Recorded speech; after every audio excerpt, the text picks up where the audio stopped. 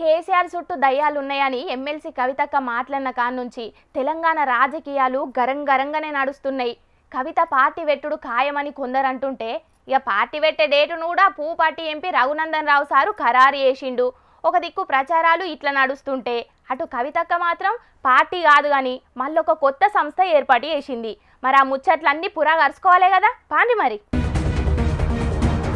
MLC కవితక్క జైలుకు పోకముందే జాగృతి కమిటీలన్నింటినీ రద్దు చేసింది కదా.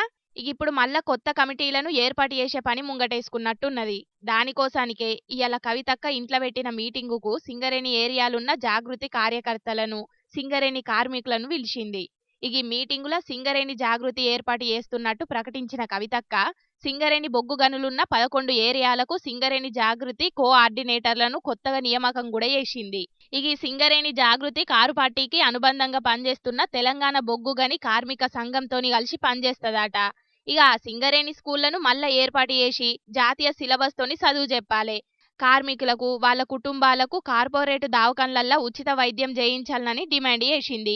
అట్లనే అన్ని ఏరియాలల్లో పాత క్వార్టర్లను పక్కకు పెట్టి కొత్త క్వార్టర్లను కట్టాలన్నది.